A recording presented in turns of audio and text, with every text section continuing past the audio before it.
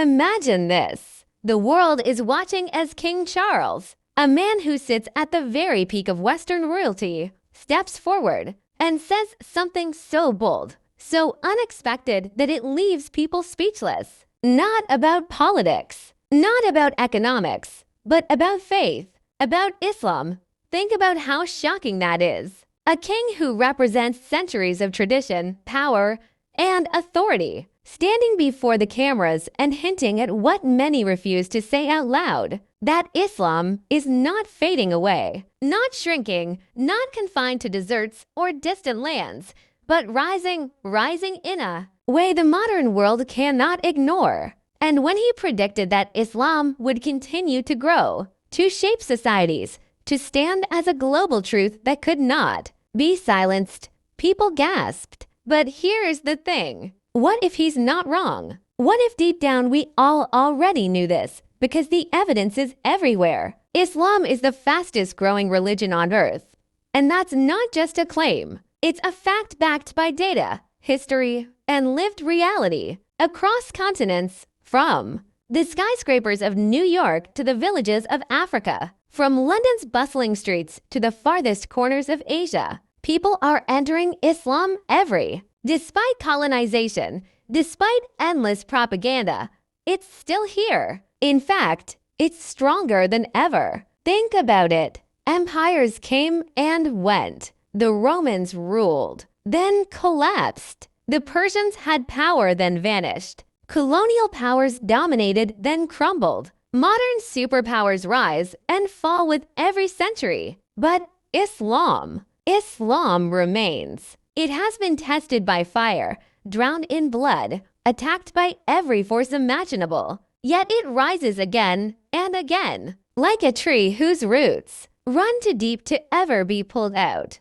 And maybe that's what King Charles saw. Maybe that's what made him speak. Because history itself testifies that Islam cannot be erased. When the Mongols invaded the Muslim world, burning cities, killing scholars, and tearing apart civilizations, people thought Islam would be destroyed forever. But what happened? The Mongols themselves converted, bowing their heads in prayer to the very faith they tried to crush. When colonizers took over Muslim lands, forcing their languages, their laws, their ways of life, Islam should have weakened. But instead, it spread even faster, carried in the hearts of those who refused to let it die. And today, in the 21st century, with all the stereotypes, with all the hate, with all the misinformation that fills the news, Islam is still growing. In fact, it's the very attacks on Islam that are making people curious, making them research,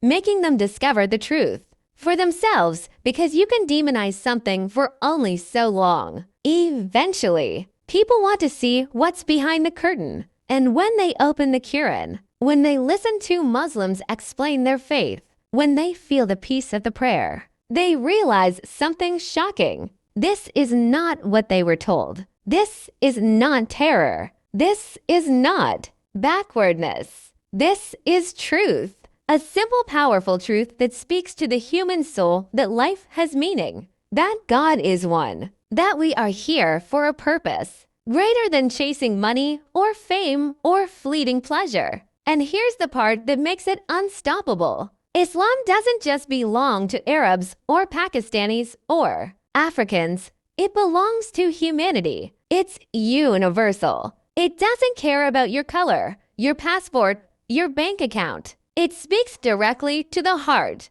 And in a world full of chaos, anxiety, and emptiness, that message feels like water to a thirsty soul. That's why Islam is growing. That's why the numbers are unstoppable. And that's why when King Charles made his bold statement, it wasn't just a royal opinion. It was a reflection of reality. Whether people love it or hate it, Islam is not going anywhere. In fact, it's only getting stronger. And maybe, just maybe, the question isn't, will Islam rise? But are you ready for it? Because history has already answered the first one. Now, let's be real. Why do people in a world full of options keep turning toward Islam? Why is it that when someone searches for meaning beyond the surface level of life, when someone is tired of the endless chase for material success, when someone is broken, lost, or simply curious, they often find themselves standing at the doors of Islam? This is the part that shocks so many critics because they expect Islam to be something people are forced into,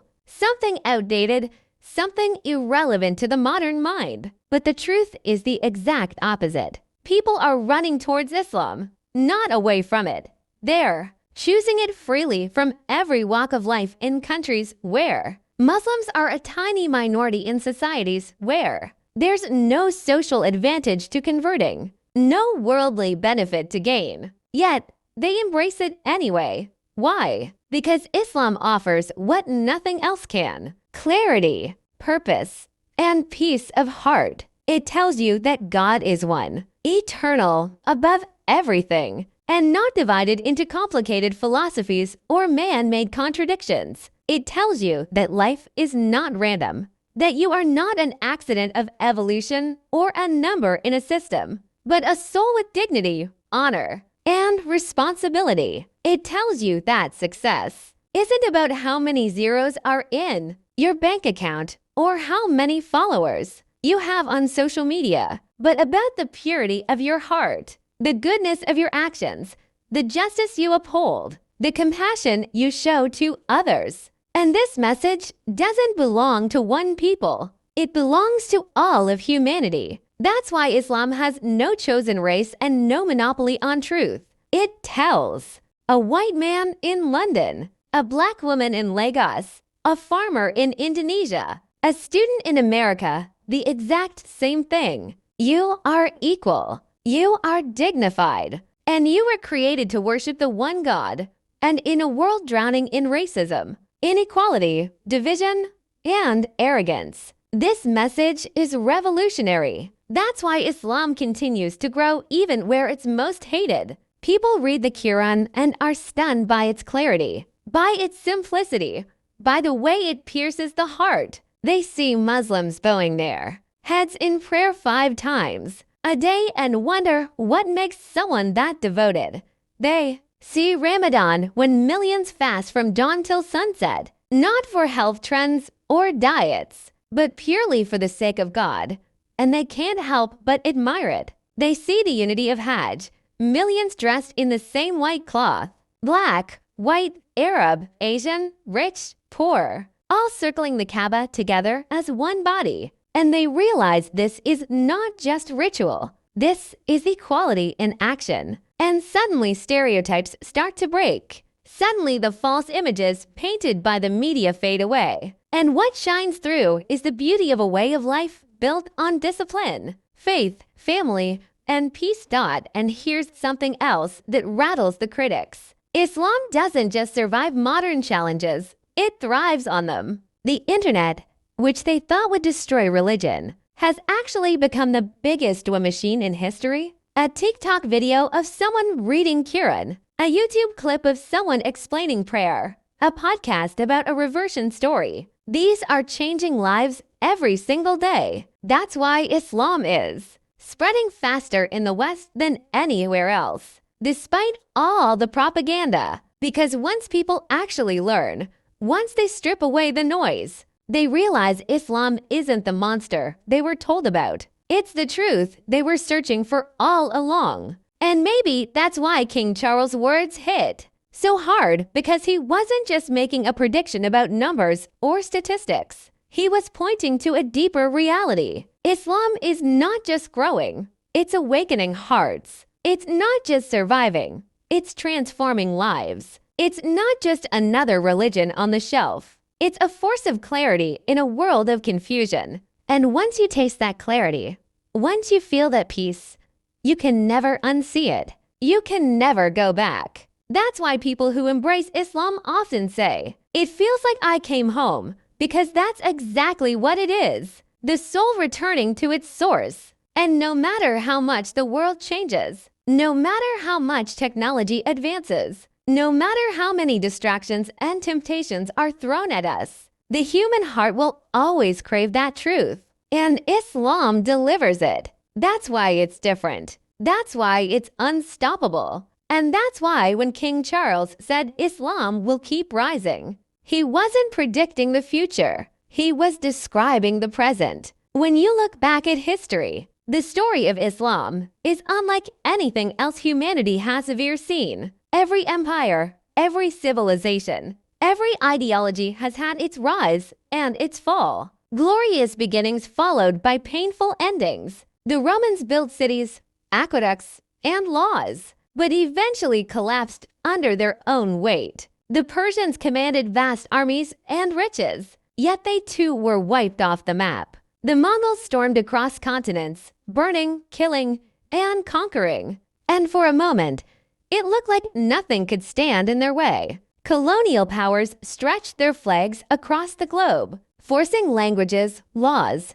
and cultures onto millions of people. Yet today, they are shadows of what they once were. But Islam is different. Islam was born in the deserts of Arabia, revealed to an unlettered man, Prophet Muhammad, in a small corner of the world. Yet, it outlived them all. When the Mongols came with fire and blood, people thought it was the end of the Muslims, that the cities of Baghdad and Damascus would never recover.